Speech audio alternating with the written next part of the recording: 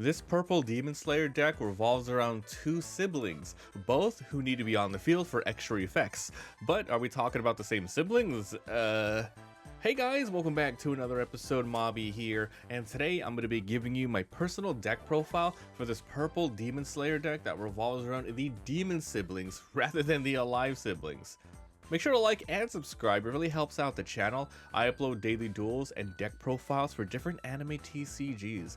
Alright guys, here we go. So today we're going to be talking about this purple Demon Slayer deck that revolves around Daki and Gyutaro. If you guys just want the deck profile, link in the description to my website mobbytcg.com. That's where I upload everything that you can just grab it. No matter what deck we have, you can just, get the list anytime you need it.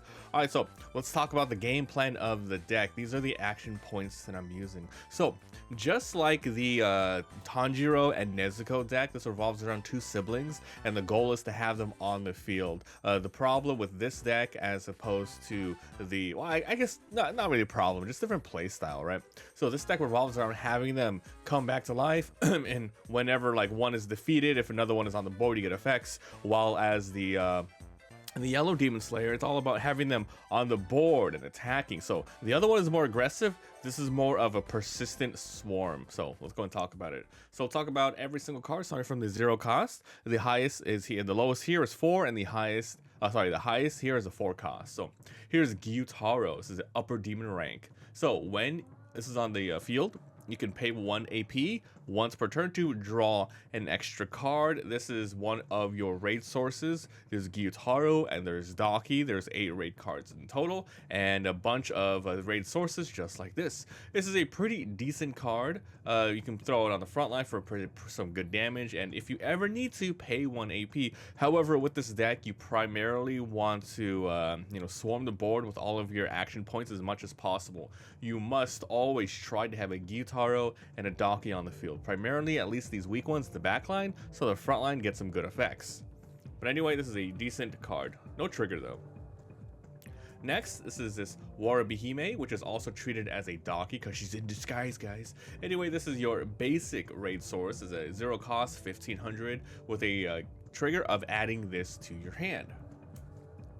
Here we have 4 more 0 costs. Once again, this deck runs really low, so it's important to try to go quick, go fast, and if you have a bunch of 0 costs, you can throw some on the front and start doing some extra damage like this lower 6. So this is 2000 damage, which is pretty decent.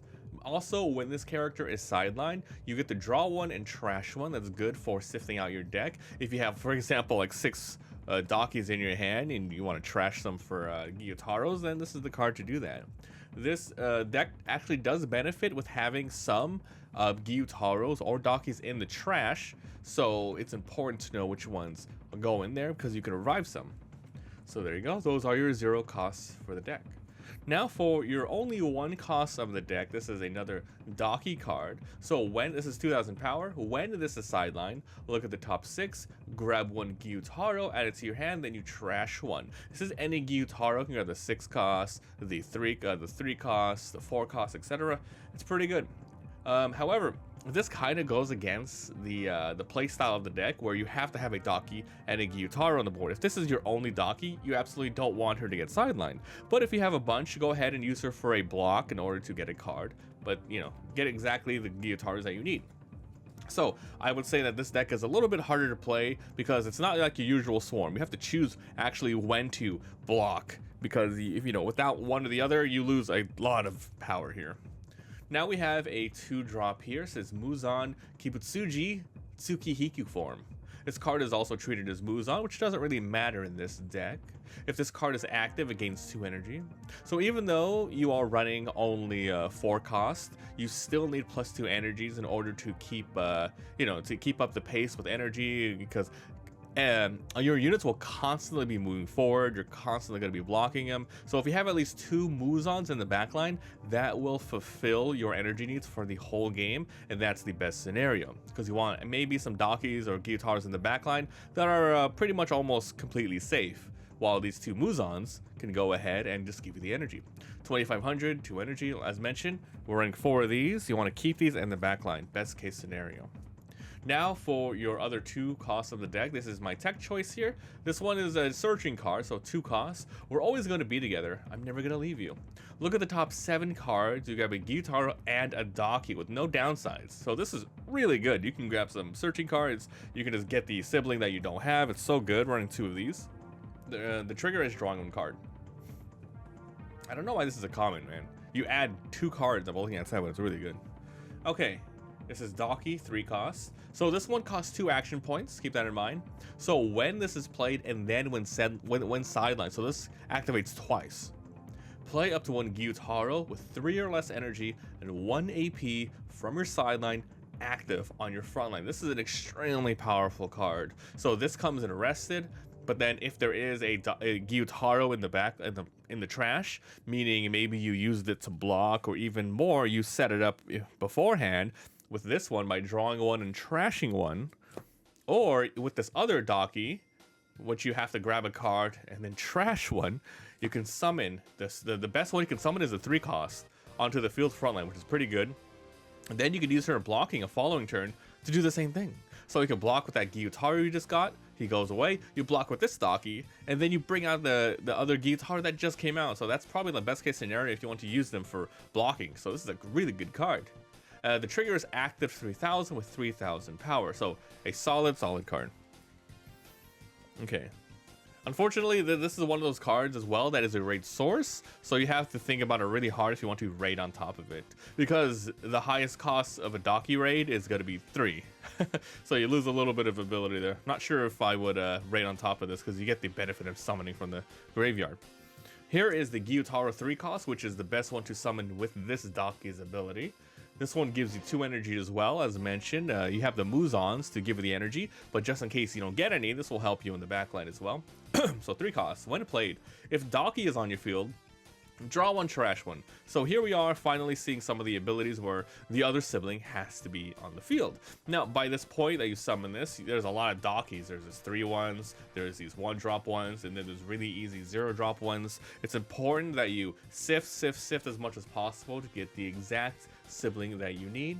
Also here, very defensively, the trigger here is active somebody 3000, just like this one. It's very synergistic. These 2 work really well together. Now for your first raid source, raid card of the deck, this is Daki, 3 costs. So you raid on any Daki. During your turn, if Gyutaro is on the field, this gains 500 passively during your turn, meaning you can attack for 4000. However, she could only block for 35 because it's on your turn, but this is another reason why you want a Gyutaro on the field. When this is sidelined, meaning if you block with it, your opponent uses a special, for example, if Gyutaro is on your field, now that he can be in the front line or the back line, you may place 1 card from your hand to the sideline, and then you get to play this resting onto your front line. So this card is really sticky, and a lot of the times your opponent might go ahead and just forget about it unless you don't have a Gyutaro on the field. But yes, this is a really sticky card. The trigger here is raid or grab it if you can. Okay, now we have your 4 finals of the deck. This is Muzon's Blood, nothing special here, 3 costs, 2 AP come as active. Final, if this is your trigger, for your last trigger, you get to heal 1. Alright, now for your 4 colors of the deck. This is Gyutaro. Now, this is an Action 2, and I don't usually like running too many Action 2 cards, but both of them in this deck are actually really beneficial. This one gets to, summon something on Summon and Death. Oh, this one, when played on the front line, choose up to one of your opponent's 3000 or less and sideline it. Really strong ability. Unfortunately, this deck doesn't have any ways of lowering power, so you're never going to be able to KO anything higher than a 3000 with this ability. When this is sidelined, you look at the top 3, you grab a Daki, then you grab it. However, you have to trash 1. So, yeah, this card is pretty decent. Usually late game, it's hard to throw this out because your opponent's gonna have 4000 powers. Basically, yeah. The trigger here is play a purple 2 or less, 1 AP from your sideline active. There's a good amount of 2-drops you can actually drop out. Probably just the Muzons. And then if you ever need like some Dakis or other Gyutaros, you can go ahead and do that. So the trigger is decent to help you get stuff on the board. This is 4000 power, which you should not absolutely ignore as well. So that's why this card is decent. It's a little slow if you can't KO anything, but other than that, it's pretty good. Now we have your 4 Raid Gyutaros. Now it's interesting to note, this one's your SR rarity. This one's just a rare rarity. So 4 costs, raid only on Gyutaros. So technically you could raid on this one if you really needed to. Once per turn, you probably don't want to do that though. When this character attacks and wins a battle, you switch it to active.